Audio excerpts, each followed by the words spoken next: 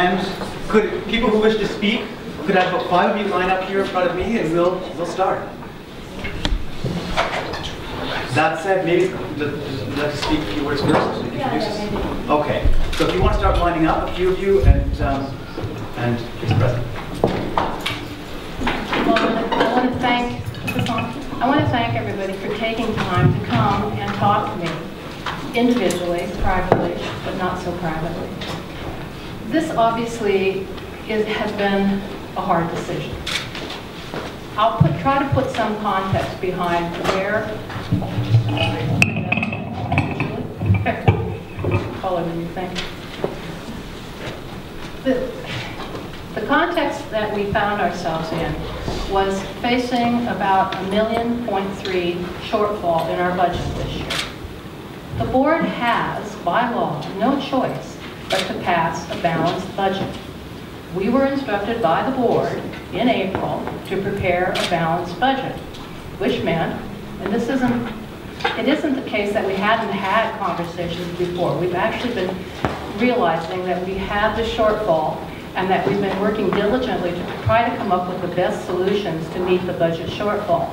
You should know, everybody in this room should know, that your board chair, Robin Brain, and your chancellor, Peter Ufford, some of the VPs and myself have been working very closely with government throughout the past year to try to find a solution to the fact that CAP, compared to other universities, has the lowest operating grant of any university. That means we've got accumulated years of shortfall, and we've made lots of adjustments. And if you want to know about how those adjustments have come out in the past, we'd be happy to talk about those. But we really have come to a point in our history as a university, because of the chronic shortfall in operating, that we simply have to weigh in and make some very, very difficult decisions. You have to know, I take no joy in this at all. This is, in terms of my career, probably the worst day in my life. Just like for many of you who are in the art programs and in some of the other programs that are facing some really difficult times ahead, it's not a good day for you either. So it's been hard, and I have to thank everyone who has worked with us throughout the past several months to try to come up with some solutions. It is the case that these are our recommendations that will go to the board. It is ultimately the Board of Governors that will pass the budget.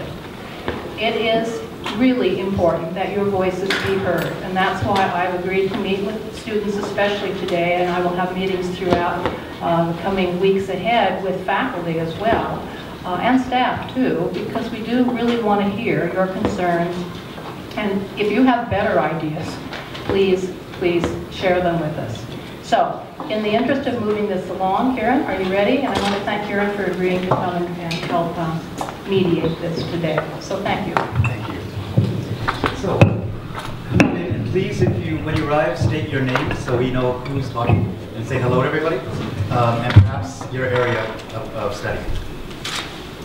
Hello, my name is Emily Hill, and I completed the textile art program here in 2010. I've gone on to continue my studies at Emily Carr, where I'm graduating at the moment, and I was taking a course here this semester, so that's my context. I guess my first response is, right now, this setting being called here today, as much as I appreciate your intentions, something about this dynamic seems very much the interview sort of one-on-one setup with yourself, and our student body right now has sort of collectively organized themselves to be united, and right now singling us out to talk about this. Something about that dynamic seems very strange to me, and I needed to jump up and just address that issue first off, because the dynamic here is of an interview where we're sort of left where we don't have the answers, and we right now are kind of coming up in unity with each other to support each other, and to be singled out, it's kind of like this is the root of interview is interrogation. Like right now, to be alone, I'm not comfortable with that, and our protest is about being together and having a discussion amongst ourselves and with you, our program had organized amongst ourselves before this meeting was called to show up in your office today as a protest. And I'm not sure if this was organized in response to that action that was going to happen independently, or whether this kind of was a happenstantial consequence. But the fact that it's happening in the midst of something that we've organized amongst ourselves to come address you in your office as a protest, I'm not sure what that dynamic is right now, and maybe you can answer some of those questions.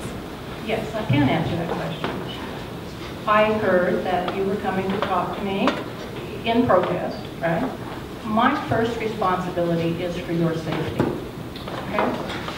Sometimes protests get out of hand, okay? And I've actually...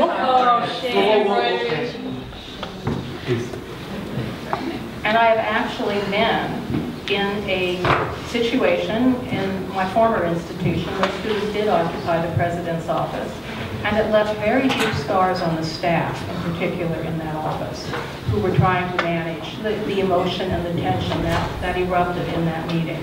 So in the interest of safety to my staff and safety to students, and trying to put it in the context of actually listening and carrying on a dialogue, I felt this was a better venue. This was my idea, absolutely.